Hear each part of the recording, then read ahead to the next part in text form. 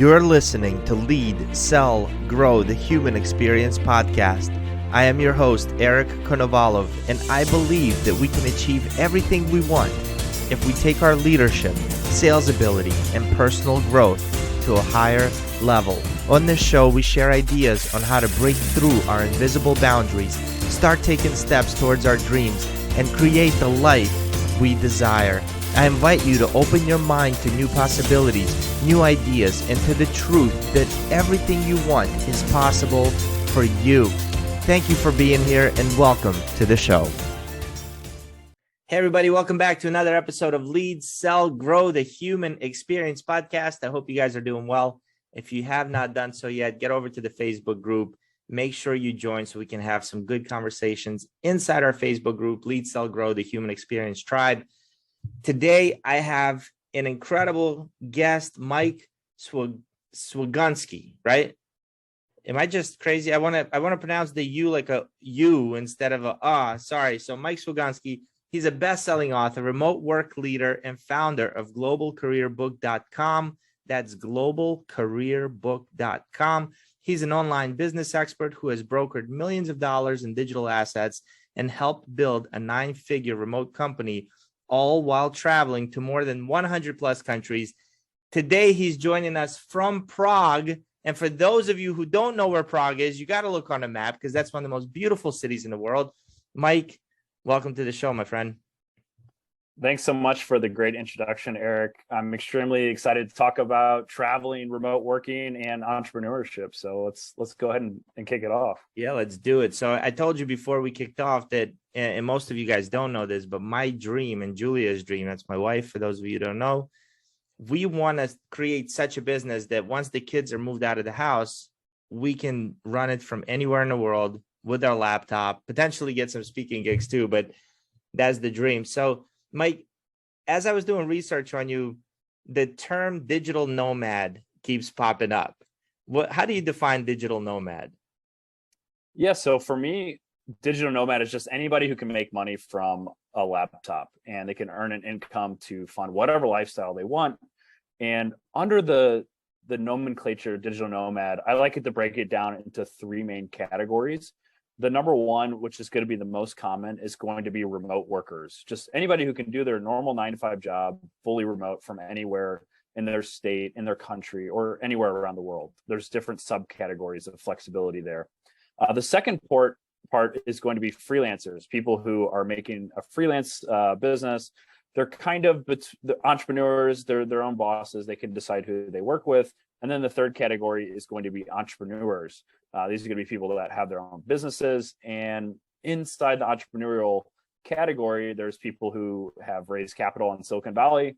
There's people who've bootstrapped, and there's acquisition entrepreneurs who have acquired online businesses that are already profitable. And there's a lot of other subcategories in between each one of those. But to recap, remote workers, freelancers, and entrepreneurs are the 3 main categories that I talk about, are the 3 main pillars of digital nomads. So how did you get into that? So I got into this whole, working and traveling thing with study abroad. So I studied abroad my sophomore year of college at the University of Missouri in Italy. And the next year, one of the coordinators for the program, they saw me organizing groups with Italian students, Americans, organizing trips around Europe. They're like, hey, you seem to be naturally good at this, and you've kind of taken a leadership role within the community of study abroad students. You should apply to join and be a student manager. So I applied to be a student manager the following year, and I was selected to lead the Prague study abroad program. And the cool thing about this study abroad program was you're essentially working for the University of Missouri. You're doing all the marketing, all the sales, you're teaching a course through the university. And then in the summers, you're taking a group of students over to whatever city you were selected for. And for me, it was taking students to Prague. The kind of hard part about my role was, one, I'd never been to Prague at this point. So I was trying to sell people on a location, a destination that I'd never been to. And 2, the Prague program was struggling. They only had 7 students the year before. And the head of study abroad was like, if you don't get at least 15 students, we're going to have to shut the program down. So I was like, okay, if they shut the program down, then I'm out of a 2-year internship. I don't get to go overseas. And so I ended up just coming up with a marketing strategy, telling everyone who would, talk to me about anything about Prague. And we ended up raising the students from 7 students to 35, which was the maximum. Way to go. So yeah, the study abroad was happy. The study abroad organizers were happy, both in the US and overseas. And then the next year we maxed it out again at 45 students, and it's now become one of the most popular programs. And I even have a study abroad scholarship for students at the University of Missouri. So once I graduated, I was like already hooked. I had the travel bug. I wanted to essentially go overseas, and I was interviewing for corporate jobs in the US, but really I was wanting to go abroad. So I decided to take my last group of students to Prague, and I was like, I'm just going to spend 2 or 3 months in Europe and try to find a job. And the first place I looked was with the connections that I'd made at the Czech University here. I've been essentially working with them for multiple years. They saw my impact and growth in students, and with a finance background, I had 2 years of teaching. They were like, hey, we have a teaching role. You can teach financial economics and essentially be a professor. So I was teaching students from the age of 20, some students who were older than me a lot of the times. And then when I graduated, my first job was teaching financial economics at a university here in Prague. So that was kind of the light bulb moment where I'm like, hey, I can move overseas. I can still have a job where I don't have to put my life on pause. A lot of people think they have to travel and stop for a year, but you can still continue your career. And essentially, I kept doing this with physical jobs, but then slowly transitioned to remote working, where a lot of the jobs that I was doing, I could work remotely, but I had to be in the country. And then eventually I joined a tech company.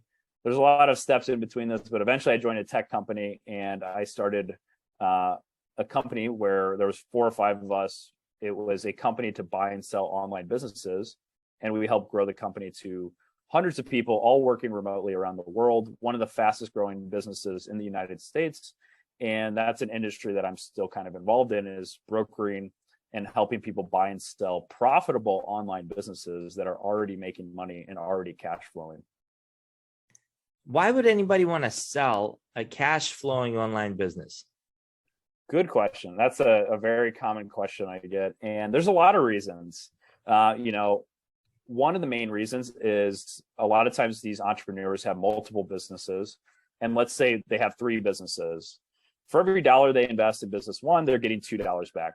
Great business. But in business 2, they're getting $4 back. But in business 3, they're getting $10 back. So what they can do is they can sell to other businesses that are taking time and they're taking some of their money. They can sell those and invest it into the business that's getting the biggest ROI. So that's a very common one. The other one is sometimes people just get tired of the niche. Maybe they're not working as much on it. They've grown it as much as possible. They want to use that cash for something else, to buy a house, to buy another asset, to just hold on cash for a rainy day. And then there's the other times when they have a medical emergency, they're going through a divorce. They want to, they need to pay for their kids' college funds. So they need to get the cash out now. There's a wide variety of reasons. But yeah, most of the time that's kind of the main reasons, but it really depends on the business, the entrepreneur. And that's definitely something, if you are buying a business, you should definitely dig into the reason behind why they're selling a business, because you see these businesses and some of them don't require a ton of work, but it's still kind of that headspace. Even though they're not working a lot on it, it might still take up a lot of their headspace. So they want to just have a clean break and move on to the next project. Yeah. Well, Mike, let me ask you this. Tell me about, because I'm still trying to wrap my head around like what type of online businesses there are that people are selling. Can you give me a couple like pretty profitable deals or pretty profitable businesses that you help broker the deals with?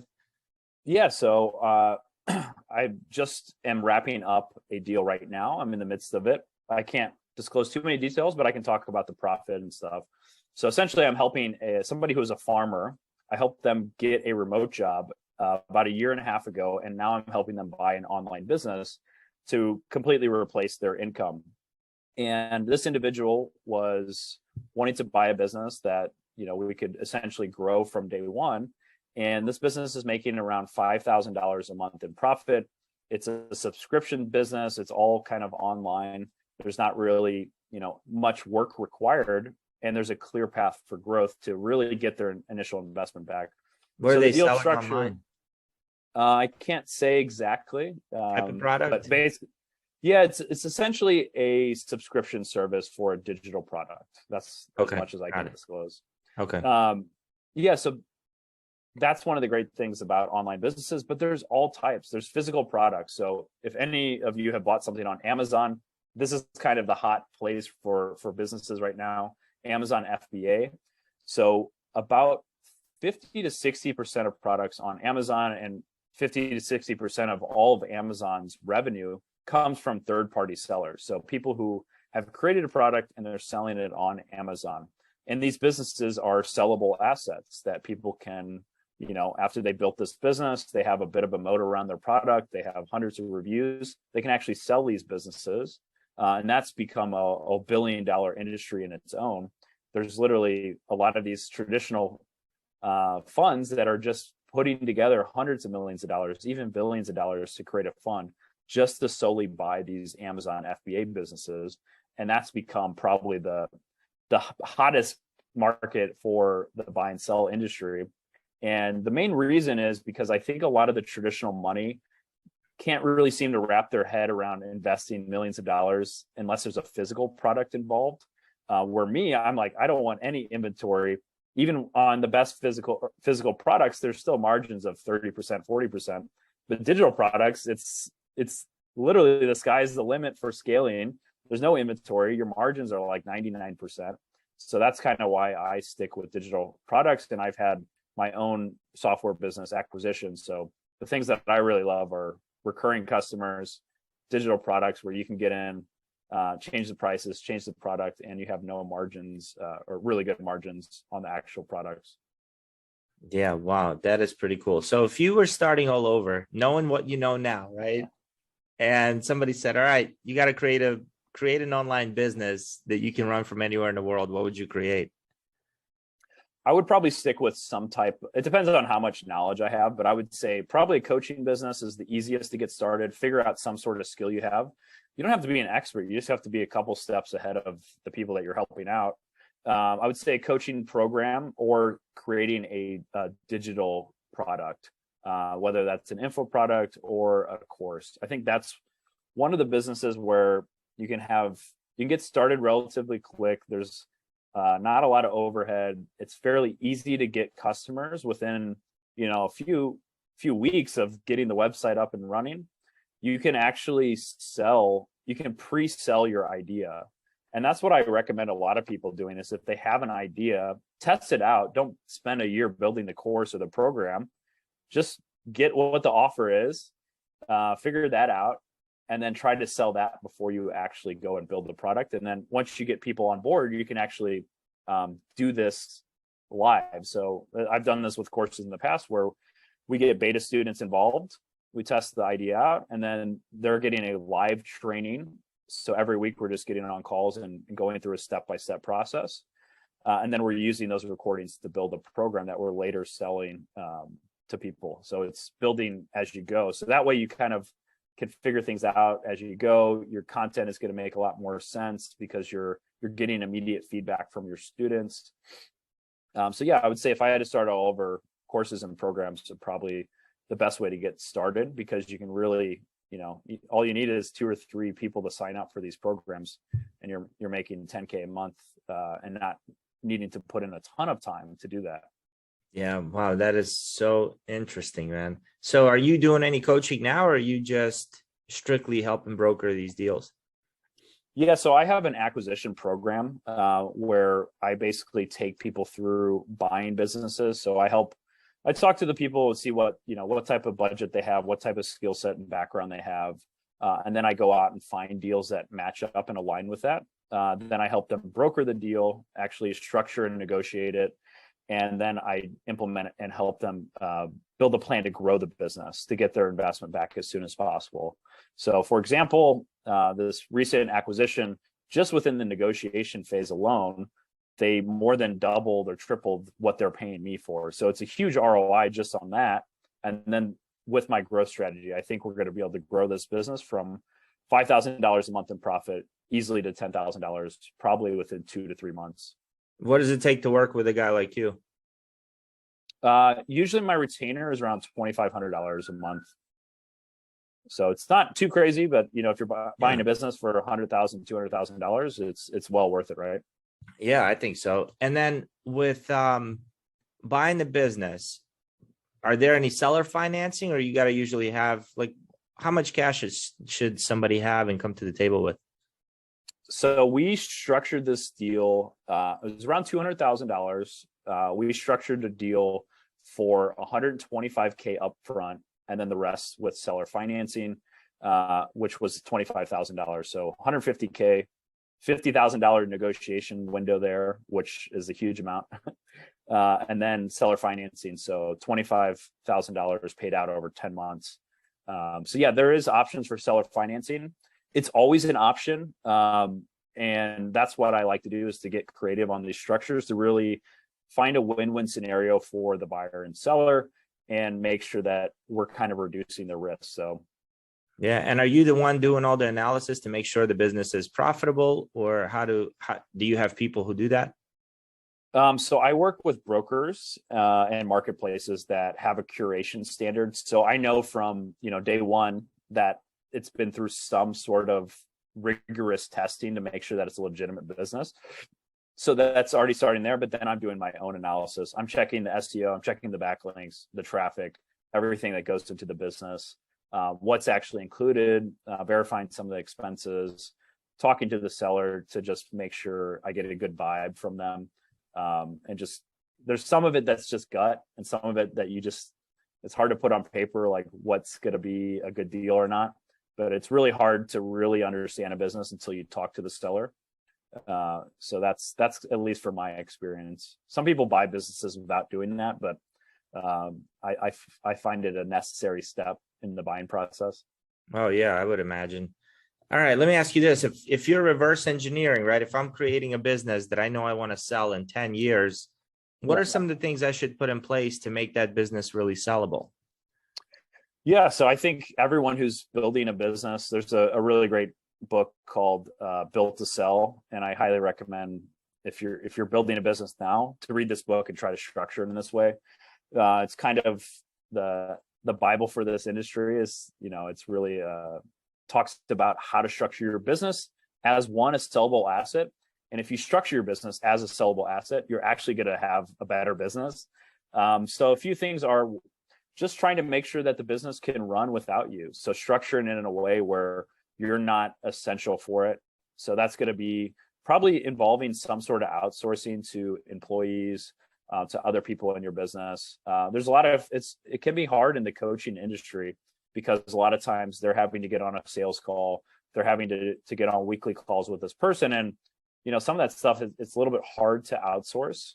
And that's why I think it's great to create a program. So once you've had 5 or 10 coaching students, figure out what is the fastest way you can take them from where they're at to success, and then make that into a standardized program. Because it's very difficult to just sell a coaching business, but it's a lot easier to sell a digital product or an info product. And some of the great ways are, instead of Matt's coaching program, try to figure out what the outcome is and build a business and a program around that. Maybe it's, instead of Matt's videography courses, it's, Video Pro in 3 weeks or something like that. And that Video Pro course is a lot more sellable than Matt's videography program. Yeah. So doing that, and then trying to make it structured in a way that, one, it can be run from anywhere in the world. 2, a buyer can go in and within 2 to 3 weeks kind of learn the ins and outs of the business to run it. Other than that, yeah, making sure that the acquisition strategy of customers is something that they can actually replicate. So usually that's going to be through paid ads or some type of traffic strategy, either SEO, organic through Google, or paid traffic. If you're doing LinkedIn outreach, yeah, maybe that can be replicated. But if you're going on live streams and, basically cold pitching people that way, it's going to be a little bit harder for a buyer to do that. And basically a lot of people that have 200,000, 300,000, millions of dollars, they're not wanting to buy a job. So they want to buy a business where they can essentially just outsource everything and just take the cash flow. Yeah. So it sounds like digital products, a nice community that's active, and a bunch of buyers where they can continue to pump digital products to who will continue to buy. Huh. Very, very cool. Yeah. Tell me about your book. Yeah, so my book's called Global Career, How to Work Everywhere and Travel Forever. Essentially, it follows my journey of working and traveling around the world and trying to help other people take actionable steps to really either become a remote worker or become an entrepreneur or become a freelancer. So it kind of helps people out in all those aspects. And it also talks about studying abroad. It's geared towards a little bit of a younger generation, but I've talked to people who are 60 and they loved it. So it's kind of it's been well received from people in the US and all over the world so far. And yeah, basically the book just shows you that you can build a global career. You can advance your career while still doing something you love and traveling around the world. So it definitely talks about how you can build that sort of lifestyle where you can work and travel and structure life where, a lot of people use the word passive income. I don't think any business is ever fully passive, but there are some businesses that are a lot more passive than others. So that's definitely something that the book talks about, is how to kind of structure your perfect life. And I think everyone, needs to figure out what they want. And it's always a balancing act. Yeah, that's awesome. So tell me about your summer. Like right now you're in Prague. Where were you before and where are you going next? So before I was cruising around the Mediterranean, and then after that, so basically started in Italy and then went to Cannes, a bunch of islands, Palma, Corsica, and then where else did we go? Malta. We didn't go to Malta, but I have been to Malta. I really liked it. I love that place. Yeah. I think Portofino was my favorite stop on the cruise. And I've been all over Italy, so it's definitely a place that I really enjoyed was Portofino. Can I ask how old you are? Yeah, I'm 33. You're 33. You look a lot younger, by the way. So take that as a compliment. Thank you. You've been doing this digital nomad thing since college. Yeah. So basically, I studied abroad when I was a sophomore. So around must have been like 19, I think. And then I basically moved abroad when I was 22, and I've been living overseas since. Did your parents kind of raise you to have that type of curiosity and want to go do it, or where did that develop from? Yeah, so I would say like a big part of the travel bug was from my dad. We took a trip, and I didn't go overseas till I'm from Wildwood, Missouri. I didn't really leave the country till I was like, I think first time was 18 to go to Mexico. And that was just, for a week or so. We weren't some like jet setting family or something like this. And then my dad took me and my brother on a trip to Italy, and we did a cruise. And that's kind of where I really started loving it. I was like, man, I love Europe. I want to go back to Italy and study abroad. And then I convinced my parents. I was like, hey, these courses go towards my degree. It's like the same actual prices that we would pay anyway. So like I kind of pitched them on it, created a little spreadsheet and stuff. And yeah, so basically that's kind of how I got started with traveling. And I would say, yeah, a big aspect of my travel comes from my dad. And it was great. We were just traveling together and on this cruise. So it was really nice. Being able to kind of see the world together. That's awesome. I got two little kids. I always wonder, like, how do I answer certain questions? What do I let them do at this age so that they have that type of curiosity? So that I love that about you, man. A lot of Americans are not like that, right? America, greatest country in the world. I'm staying here. I was stationed. I'm prior service military. I don't know if you knew that, but I was stationed in Jacksonville, North Carolina. And one of my neighbors was born in Jacksonville, North Carolina, and has never left Jacksonville, North Carolina. And it's like, oh my God, you're missing out. There's so much out there to see. All right, Mike. It is one of those things that, once you travel, it really opens your mind, your eyes, and your viewpoint. And I would say, like, I grew up in Wildwood. I grew up exploring the woods, and just like as a kid, I was so curious. So I think a big part of that, and then also reading like The Hobbit was a huge like book for me because it's just kind of like exploring and going on adventures, and then watching Indiana Jones with my dad. I think all that stuff really like, even though I wasn't really like traveling around the world, it kind of like gave me this quest for adventure. Hey man, good for you. And look at that. Your parents said yes, and now you're kind of helping others create their dream and living a life. So Mike, thanks a lot. Is there anything I should have asked you that I didn't? That's a good question. Yeah, I can't think of anything off the top of my head. I would say that the biggest hurdle is for people to get started. So try to take action today. And again, if you guys need help, reach out to me. I'm happy to answer questions on LinkedIn or Instagram, but you really need to take action. And one of these things that I suggest people is to take a break, take a step back of their life, kind of reassess it and figure out which route they really want to go in. And if you're not building a life now, it doesn't matter what ladder you're climbing. If it's the wrong ladder, you need to pivot to a different wall, right? So I think that's a really important thing, and just kind of reassess what you want to do and what you want to be. The world has changed completely in the past 3 years. There's a lot of options now to live a better and more flexible life. Yeah, I couldn't agree with you more. The how doesn't really matter. How you're going to get there, it doesn't matter. Just figure out what it is that you want to do, and opportunities will open up. Mike, thanks a lot for being here, man. I had a blast. I learned a ton from you. You're a rock star, and I wish you a lot of success in your future. Thanks so much, Eric. And let me know if we ever cross paths somewhere around the world. It'd be great to meet up for a drink or a coffee. 100%, my friend.